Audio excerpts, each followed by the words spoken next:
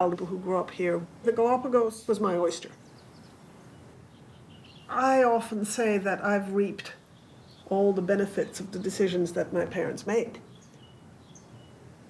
You know, I didn't have to weigh the pros and cons of coming to live here. I didn't bear the burden of responsibility. I didn't bear the risk of failure. I just lived it.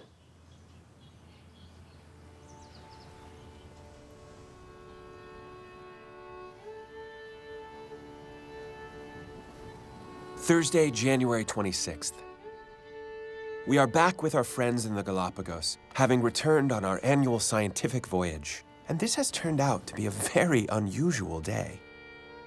Coming ashore on Floriana with gifts and supplies for the Ritters, we encountered a strange sign, written in what appears to be red lipstick.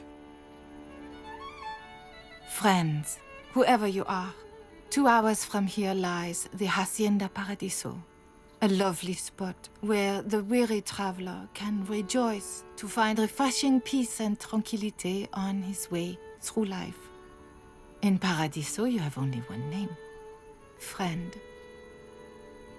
We hardly had time to take in this sign before a flashing mirror signaled to us from the Ritter homestead. The captain raced up there in all haste. He returned about dusk with a wild tale. There is now a Baroness living on Floriana with several husbands and a machine gun. And not long ago, a Norwegian had run to the Ritters for protection, his clothes torn from his body. This bears investigation by all hands. At Captain Hancock's request, Dr. Ritter took the group to the Baroness's camp. The Baroness speaks 8 languages and claims as her uncles no lesser musicians than Franz Liszt and Richard Wagner. The tales of machine guns and terror do seem far-fetched. However, she has no ideas of good housekeeping or sanitation. We shuddered at the filth in which she and her lovers live. Taking leave of the Baroness, Ritter led us up a short trail to a barbed wire fence separating her establishment from that of the Whitmers. Margaret Whitmer is quite a homemaker, an assertion which could not be made of Dora, nor of the Baroness. In the late afternoon, we made the mistake of bringing all 3 of the island's groups aboard the Valero at the same time. Dora immediately spoiled things by mincing no words in telling the Baroness what she thought of her. For a few minutes, I feared trouble, until we averted this by keeping the parties separate for the rest of the day. Early the next morning, we set ashore at Black Beach Anchorage, where Dr. Ritter appeared with a donkey to pick up our huge pile of gifts. Captain Hancock had brought generous presents for the Ritters, things which we islanders consider among the treasures of the earth. But when the Baroness heard about these presents, her jealousy was aroused, and a war broke out. Going directly to the Ritters with Philipson, the Baroness demanded that the Ritter arrange for what she called a fair distribution of the gifts. Dr. Ritter blew up and threw Philipson head first out the door. It is becoming more and more uncomfortable on Floriana. The disaster for him were the rich people who came. The money. And money destroys any paradise of the world. Yeah? They brought him so many gifts and they turned him back to civilization. And this is the reason in the philosophy of Friedrich why people make war. Only aggression, and behind aggression, the wish to have property and the wish to have money. It's the same. It was a war. What nothing than a war. Sunday, February 6th, 1933. Today we leave Floriana and we carry away with us several impressions regarding our friends. First, the Baroness seems to be an accomplished, comely, quite loquacious, if neurotic and unconventional lady, who could be very attractive and companionable. Second, the Ritters not only resent competition in the hermit business, but are inclined to be troublemakers. Thirdly, the Whitmer family is really succeeding in living off the land 100%. Something the Ritters have been unable to do because of the generosity of Captain Hancock and others. Lastly, go where you may, you cannot escape the problem of social adjustment. That Sunday, following the departure of the Valero, unannounced and uninvited, the Baroness paid us a call with the inevitable Philipson as escort.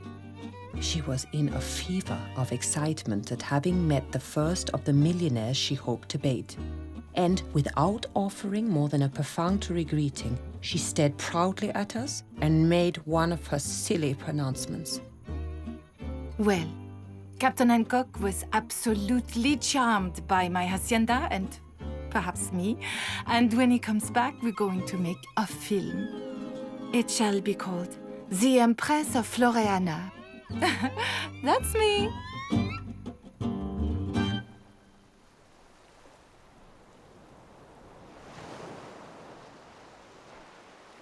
It was funny when the yachts started to come more often. It was always a competition who gets first on board. And among the younger Meyer brothers, there was rivalry. And so Carl complained that Gus was always getting first there and getting the most presents and so on.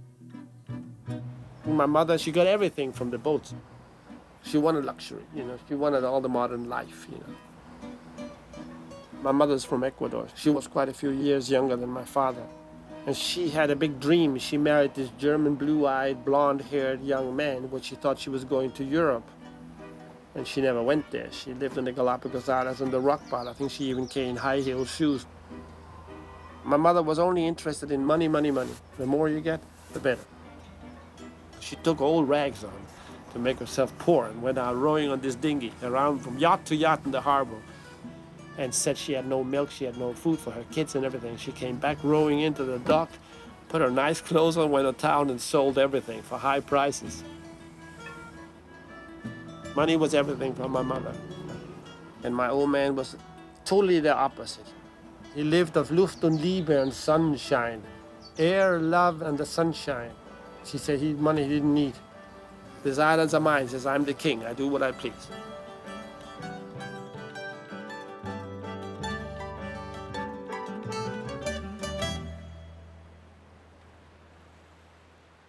Today, the governor of the Galapagos Islands came over from San Cristobal with 7 soldiers and an interpreter. The purpose of his visit was to investigate the accusations against the Baroness made months ago by Ritter and Christian Stamper. The governor decided to hold his court of inquiry in the Hacienda Paradiso. It seems that South Americans are easily impressed by a European baroness, because in the end, he granted her a title to 4 square miles of land for her hotel. Afterwards, the governor granted the Ritters and us a title too, but only for 50 acres each. Apparently, we are only simple settlers, not budding empresses. One thing is now certain. The Baroness has won access to the spring at the Whitmers, which the governor has declared free for the common use of both settlements. Now the Whitmers will have the pleasure of being overrun by her and her men at all times, and with all impunity. This decision cannot fail to lead to open war between the 2 households at the caves, and it will only intensify the Baroness's mischievousness. Habían pocas personas que estaban allí, todas alemanas. Hubo una guerra interna entre alemanes, porque eran totalmente diferentes. Eran diferentes. Pero hay diferencias. Yo soy ecuatoriano y tengo diferencias con otros. Mi nombre es José Enrique Machuca Mestanza.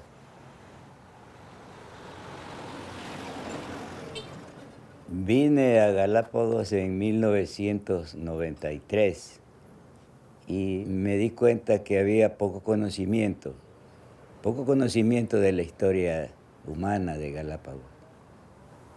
Y empecé a colectar información. La historia de Galápagos ha sido escrita de diversas formas, según quien la escribió.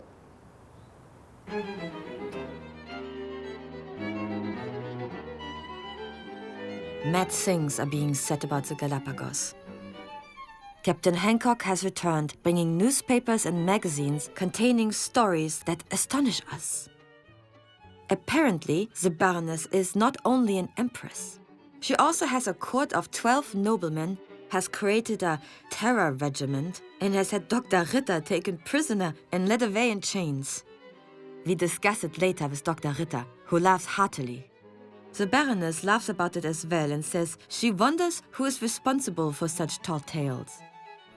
I told the Widmers that it is more than probable that the Baroness herself spread the rumors, merely to gain attention and create a sensation which should then launch her hotel. She is revealing herself to be a person whose love of sensation will stop at nothing. And now, it seems, she has drawn even Captain Hancock into her web.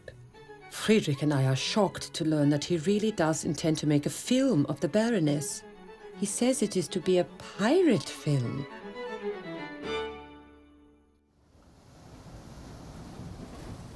January 21st, 1934. We came ashore this morning at Post Office Bay, where the Baroness and Philipson met us for the filming. Our photographers had planned a scenario in which she would figure in more or less a pirate role. All hands pitched in, with First Officer Charles Sweat serving as cameraman, Emery Johnson directing and playing the Baroness's paramour, and Ray Elliott, our student zoologist, taking a secondary female part in spite of his miniature and as yet colorless mustache.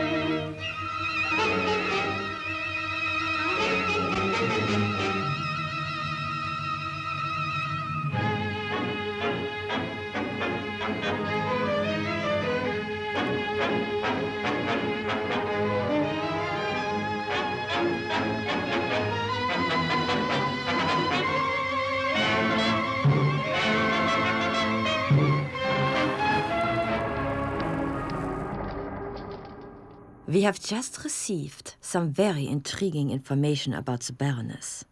Lawrence came to see us today and in the strictest confidence explained that she is not really a Baroness after all. Apparently, she is married to a Frenchman named Bosquet, who she left behind in Paris.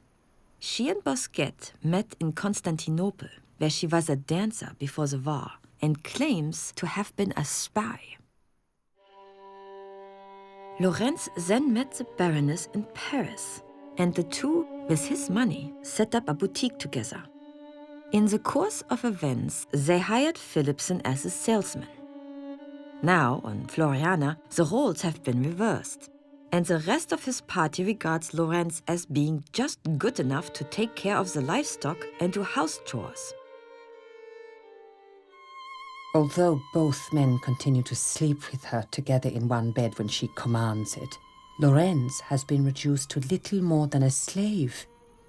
Curiously, he remains blindly and hopelessly bewitched by the Baroness.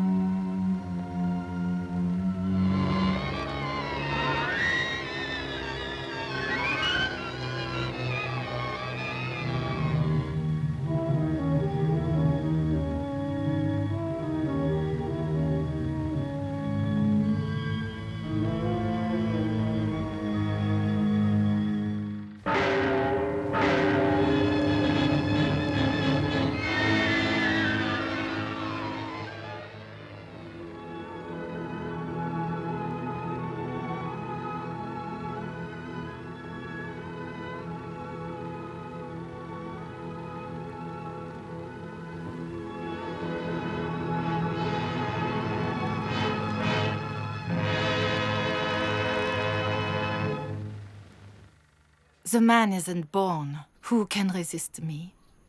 And I am not afraid to say that I find variety the spice of life.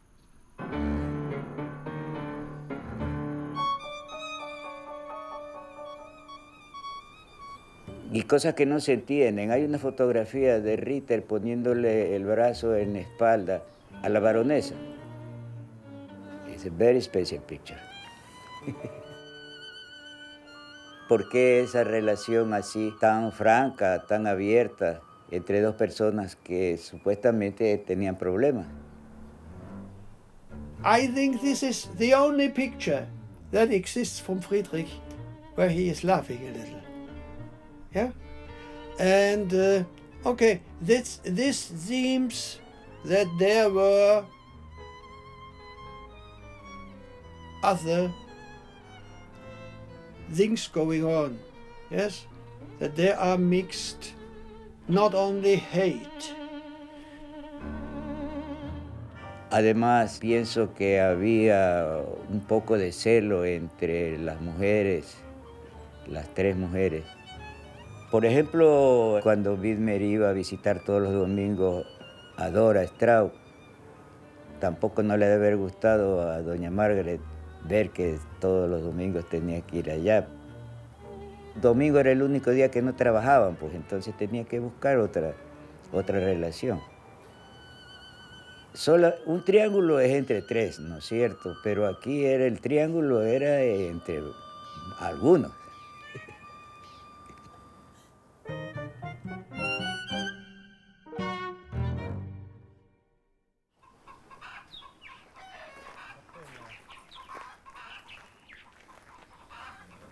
It's interesting.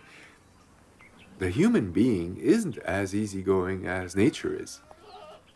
So, growing here in the Galapagos with so little human influence was very easy. But inevitably, you become an adolescent and you start getting interested in your own species, which is, of course, what happened with me also.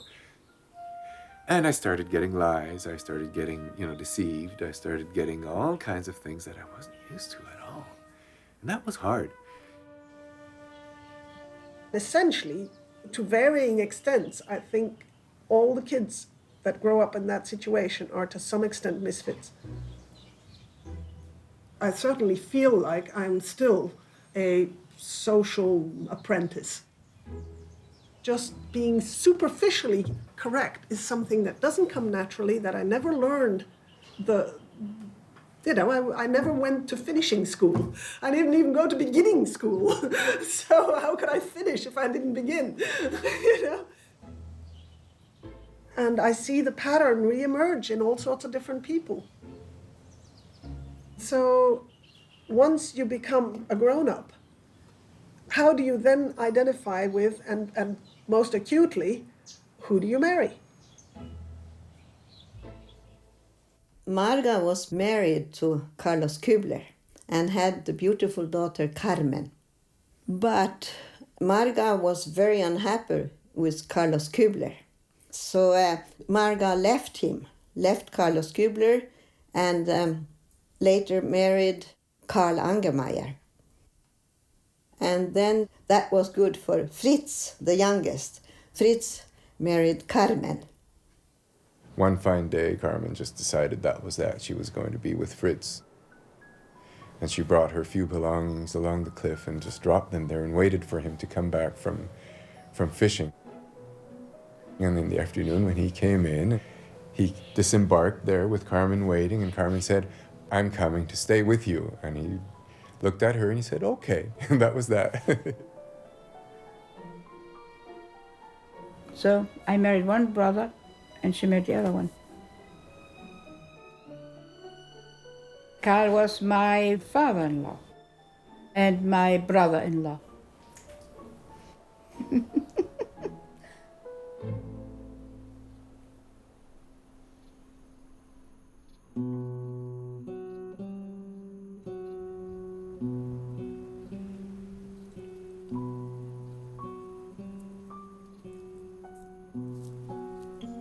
Esta propiedad. Bueno, aquí originalmente se posesionó primero Ritter y después papá. Originalmente mis padres, ellos se acentúan aquí en este sitio por el agua, y aquí somos nacidos los otros 9 hermanos, con los que completamos 12, 6 hombres, 6 mujeres.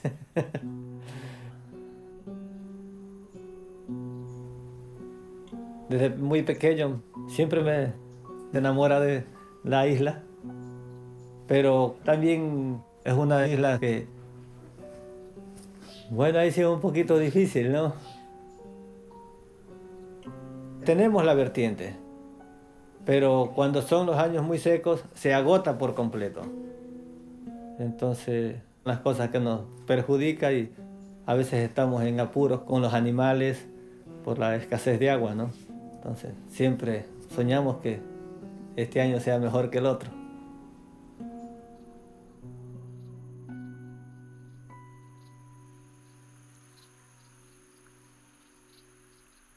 The drought began toward the end of February, and the rains are now months overdue.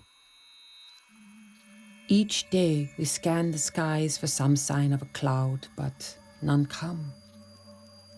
Heat such as we have never known scorches every living thing.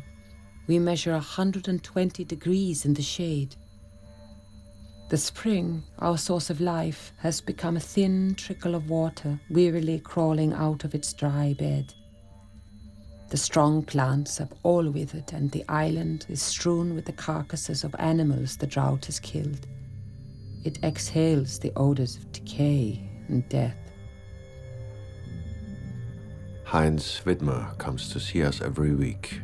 His spring too has been reduced to almost nothing, and his ground is less good than ours.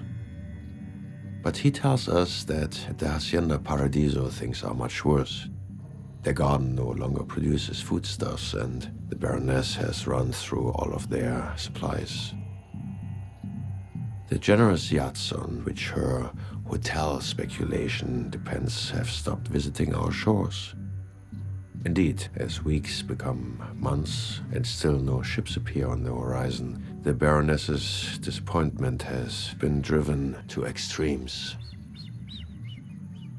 Lorenz has told us of fearful quarrels at Hacienda Paradiso. He has received so many terrible beatings that he cannot bear to stay there any longer. Yet if Friedrich and I were to take him in, it would only bring a mountain of trouble upon us from the Baroness. After Ritter refused him, we saw we should have to give Lorenz the asylum he desires. And now the Baroness comes to our gate each day, calling out for him. Time and again, Lorenz is enticed by her and disappears to the hacienda. Hours later, he returns and sits at our table crying. It may be that in a wild place like Floriana, the primitive character in each person comes out, so that everybody shows his own true face. A rare sight in this world, and rather disconcerting. Although Heinz Wittmer is a quiet and thoughtful man, yesterday he talked himself into a raving fury against the Baroness. We had never seen him in this state before, and when he was done, he turned to Friedrich and he said, "We must all get together and do something. It is no use appealing to the governor. We've got to take things into our own hands now." Something has also changed in Lorenz. I now sense in him a fierce and burning desperation. I wonder whether there might conceivably be a limit beyond which even this captive cannot be driven. De esta situación que iba a precipitarse en tragedia. Todos estaban de acuerdo en que tarde o temprano iba a producirse o tragedias o desintegración de la colonia. Cualquier momento, en el año 34, en marzo, cualquier cosa podía suceder.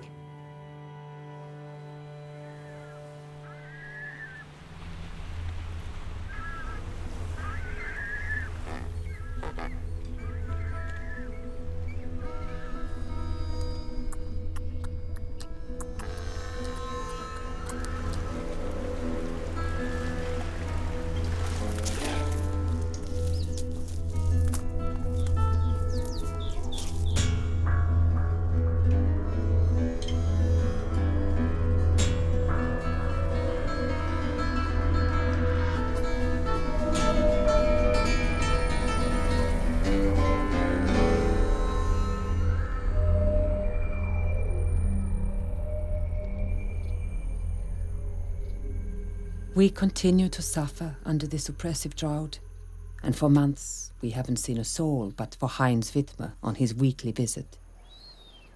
There is an atmosphere of gathering evil closing in upon the island. 10 days ago, Friedrich and I were resting in the stillness of the intense heat, when all at once a long shriek gashed the silence. It was an outcry of such panic and terror that it was hardly human, and yet it was a woman's voice. It froze the marrow in our bones. We expected to hear footsteps rushing down the path toward us, but no one came. And I said, perhaps the drought is playing havoc with our nerves. The next day was the day when Wittmer usually called, but it did not come. Then, yesterday, Margaret Wittmer appeared instead. She was not with her husband, but with Lorenz, and she told us the strangest story. It sounded almost to have been rehearsed. 3 days ago, we heard the sounds of visitors at the Baroness's compound, and soon after, Madame herself appeared at the gate asking for Lorenz. When I told her that Lorenz was out with Heinz, she said, "Please tell him that friends of ours have sailed in, and we're going to Tahiti with them. I hope that the South Seas will be a better place to realize my plans. Lorenz is to look after the things I've left behind till I either return or send word. Auf Wiedersehen, or perhaps goodbye." Then she turned on her heel and strode away in her riding costume. It seemed too good to be true, and I told myself that it was only talk. But later that day, Lorenz went to the hacienda and the house was empty, deserted. To convince himself that they had really left, he went to check Post Office Bay. After that, we did not see Lorenz for 2 days. And when he returned this morning, he said that all he found at Post Office Bay were footprints and donkey tracks in the sand. There seems to be no trace of them on the island. The Baroness and Philipson are gone. As Margaret Whitmer ended her story, Lorenz assumed an oddly matter-of-fact voice and coolly asked us if we would buy some of the Baroness's things from him. He says she left him no money and he is burning to get off the island. I find it curious that he feels free to sell her things so quickly. But in the end, Friedrich and I decided to go to Hacienda Paradiso, thinking there might be something useful for us to buy there. On our way, we stopped to see the Whitmers' new house. It was the first time I'd been there, and almost immediately my eyes fell upon a beautiful pink damask tablecloth. I had seen it before, at the Baroness's. The whole story seems like nothing but lies from beginning to end. Certainly Margaret's mention of the yacht does not completely satisfy me. I've not seen a ship in weeks, and if there'd been one here, I'd surely have seen it. The Hacienda Paradiso was hardly more than a stone's throw away from the Whitmers' house. Lorenz and the Whitmers led us through the door, and I nearly screamed at the sight before my eyes. Fueron a la casa de la baronesa y encontraron efectivamente abandonada, pero todas las cosas intactas. Algunas cosas que nunca se desprendía la baronesa estaban allí. On her bedside table, there was an ashtray containing the remains of the long-stemmed Russian cigarettes the Baroness always smoked. And tellingly, beside this ashtray lay her most beloved possession. Le utilizaba el retrato de Dorian Gray. Lo utilizaba como talismán. Y en toda salida a la isla siempre lo llevaba. The Baroness had often spoken of this one small possession. She told me that she never went anywhere without it. And yet, there it was. Chilled, I hung back in the doorway. Dr. Ritter immediately began opening various chests and boxes. Why has he taken it for granted so readily that the Baroness will not be coming back? Sinister suspicions have begun to surface in my mind. I wonder if perhaps Dr. Ritter and Lorenz share some terrible secret.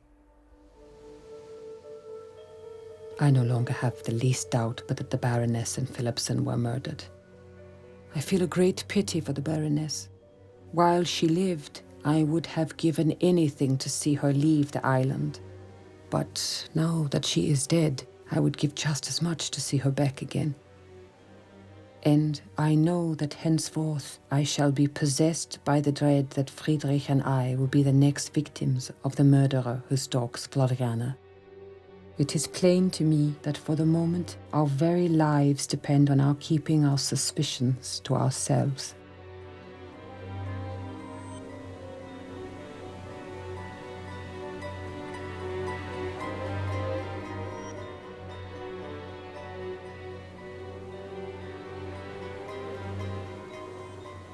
Bueno, ella siempre que se desapareció, ¿no?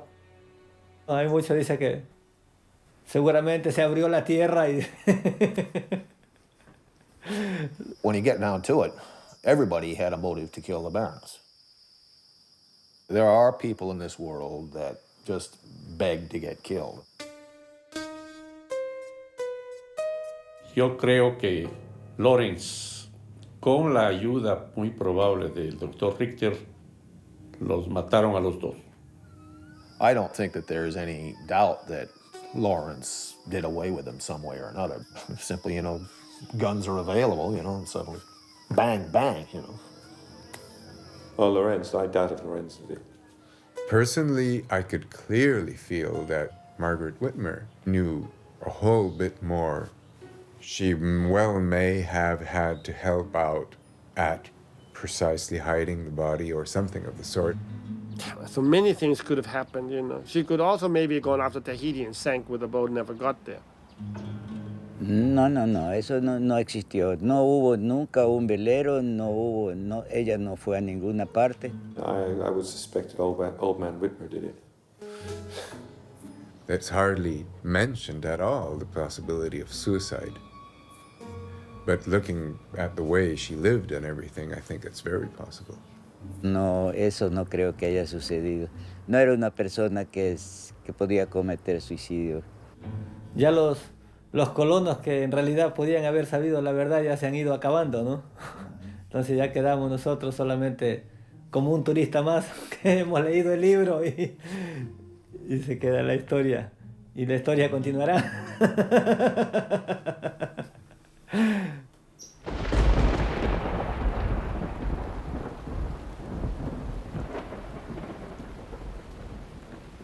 The first rains came on April 21st, and we have come back to life here on Floriana.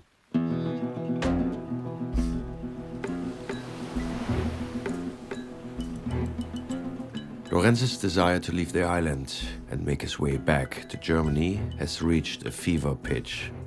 Today I helped him write a few lines of English to be nailed to the barrel at Post Office Bay. His message: there's a young man on Floriana who begs any ship for an opportunity to leave this island. I live inland off the trail that is marked in red. Signed, Rudolf Lorenz.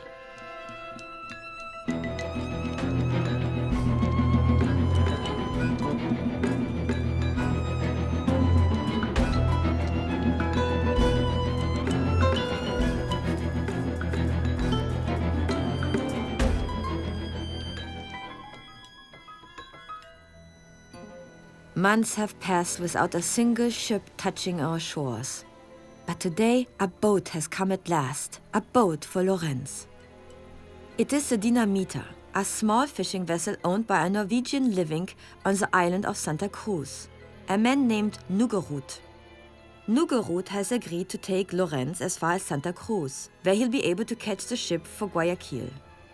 Meanwhile, Nugerud has a journalist on board, a Swedish writer named Rolf Blomberg. Blomberg wants to have a look at Floriana and expressed the intention of visiting the Baroness. When no grim pirate queen bearing a revolver came to greet us in Post Office Bay, we quickly made our way to the Whitmer's house, where Lorenz informed us that the Baroness had disappeared. I managed to get from them the mysterious story, which did not quite add up. The yacht nobody had seen, Lorenz selling the house and all its contents to the Whitmers and the Ritters. In any event, it had been 4 months since the island queen's disappearance, and we appeared to be Lorenz's liberators, come to take him away from paradise and return him once again to earth. Blomberg quizzed us incessantly about the Baroness, and it was through this man that the story of her disappearance went out into the world. Friedrich and I hinted at what we thought, but we were careful and did not feel yet that we could say much on the matter. For his part, Lorenz looked gloomy. Just before setting sail, he whispered to me in a low tone, "I don't know why, but I'm afraid of this trip somehow."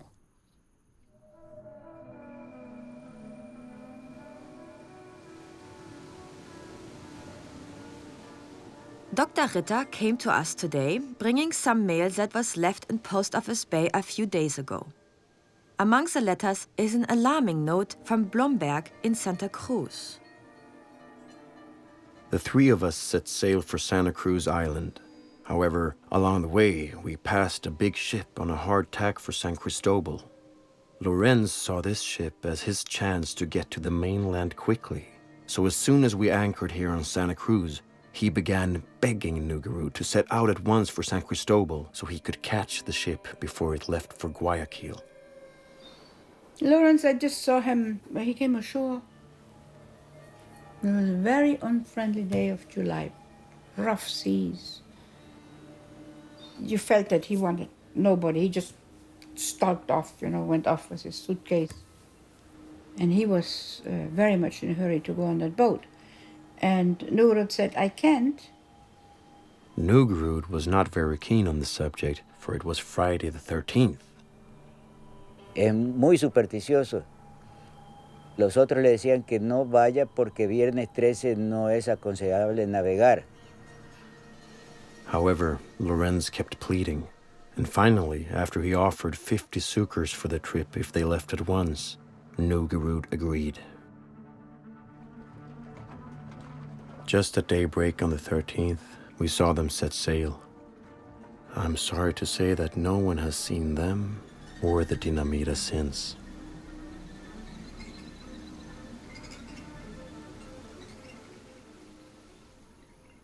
We are shattered. Boats have gone out in search of the Dinamita in hopes that they have been stranded on one of the other islands. But so far, there's been no trace of them. There has been no news either from Tahiti, where the Baroness and Philipson were supposed to be going. Everyone seems to have disappeared without a trace.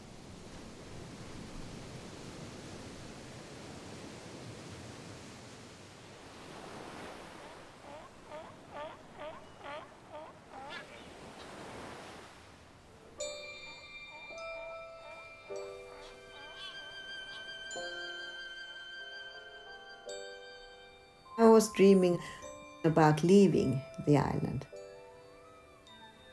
I had looked on the map and seen that the Galapagos were there just like little spots from a fly. I was very keen on seeing the world. And on the beach I had a friend, Teppi Angermeyer. We used to talk together and discuss. And he said, I want to get away from here. And then I used to say, me too, but how? And then he said, well, we need a boat. My older brother had left. He met a girl on a yacht and fell in love, and her parents helped my brother out of here. So I wish to go out and see the world also. You know, you get to that age where you get curious and you want to see it. So we were dreamers, but life was getting sort of complicated for me. Our neighbors, the Castans, had one son, Alf.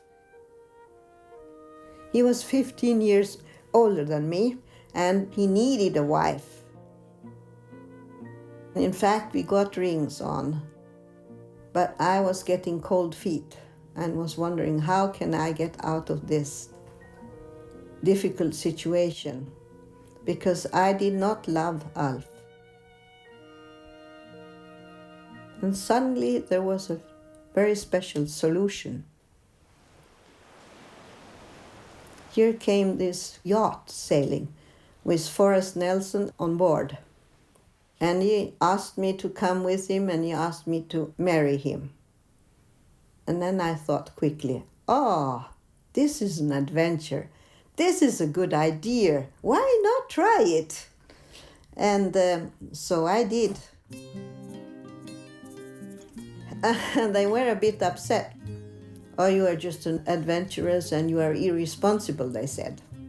And I said, okay, I'll accept that and be irresponsible, and I'm going, bye-bye. And that was it.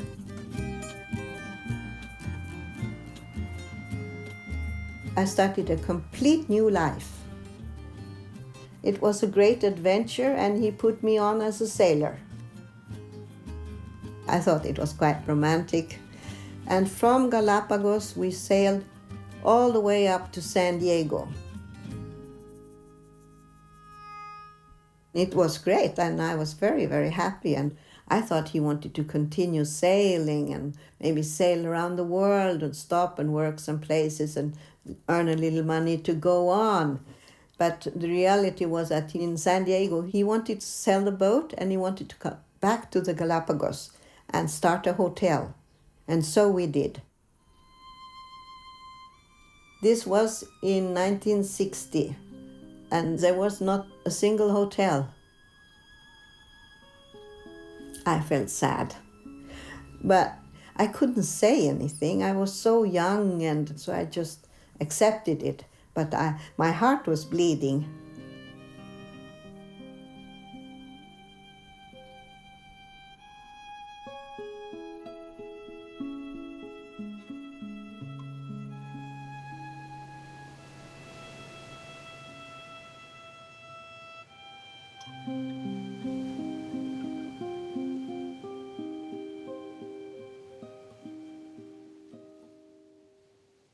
Only 4 adults remain on the island, and a strange mood has come over Friedrich. Yesterday, he turned to me and said, "I think I shall go on to my end on Floriana. I have found here what I came to find, and this is where I hope to die." Happily, this new mood has allowed us to find harmony and peace together, and Friedrich has become considerate and tender. A stillness that we have never known before unites us.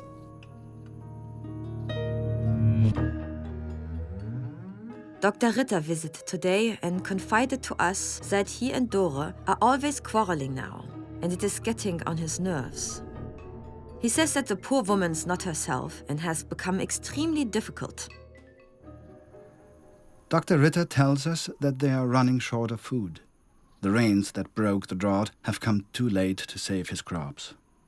Even their source of eggs is gone. Dora fed his chickens spoiled pig meat, and now they're all dead. Margaret and I visited Frido today and found the doctor boiling these dead chickens for future use. He offered us a jar of the chicken, insisting that the poison had been boiled out. We thanked him hastily and refused the offer. Yesterday, with great reluctance, we decided that we must overcome our aversion to meat and have one of the boiled chickens for dinner. We took every possible precaution in preparing the poultry. Friedrich tried only a little, but I ate more of it. A few hours later, Friedrich lay down, complaining of feeling rather ill. Soon, nausea set in and agonizing pains. The whole of that night was spent trying to stem the tide of poison which was overwhelming his body. At dawn, he asked me to read Nietzsche to him, and when I came to one of his favorite passages, he said in a faint voice, "Mark those lines, Dora. Remember them always in memory of me." Despair surged over me.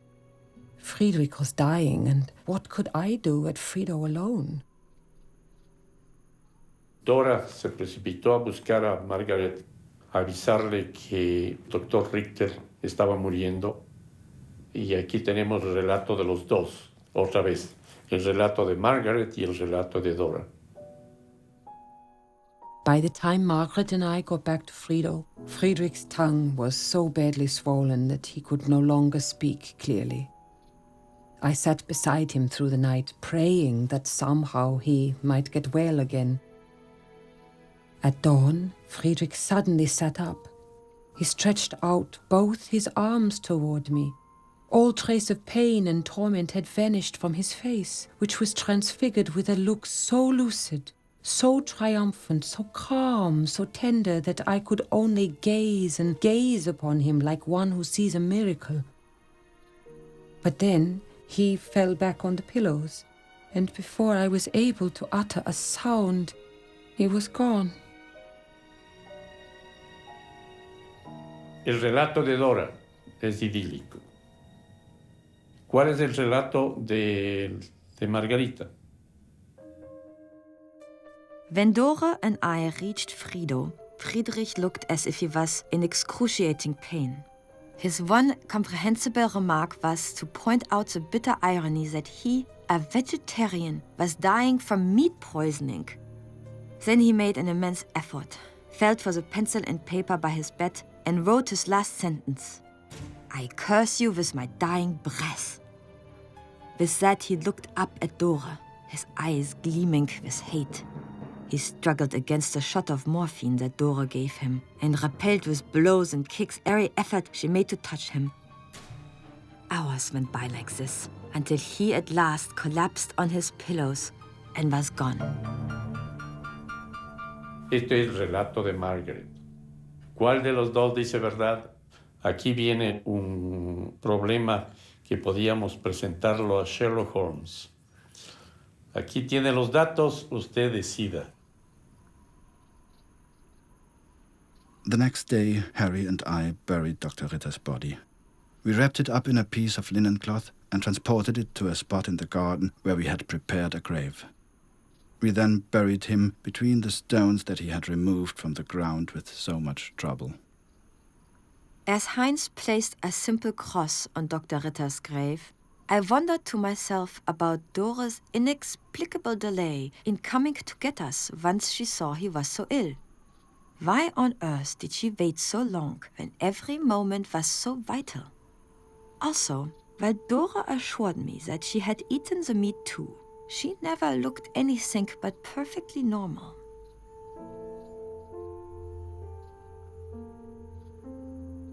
The linen I had brought from Germany made Friedrich's shroud. The atmosphere was now full of ghostliness, and I became possessed not only with the feeling that the island was a haunted ground, but that I should be its next victim. That night, I took out pen and paper. Friedrich is dead, I wrote to Captain Hancock. Please help me.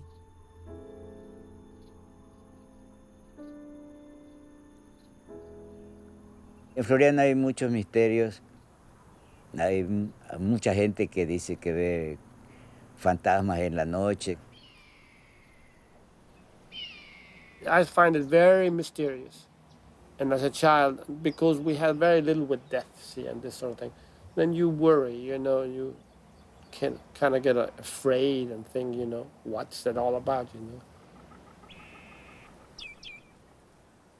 Dime la verdad, ¿ustedes tenían miedo de algo cuando eran niños de aquí? ¿Fantasmas? No. Tenía miedo por los chanchos también. Pero de personas nunca. No habían pues personas aquí. Nunca tuvimos miedo, ¿no? Porque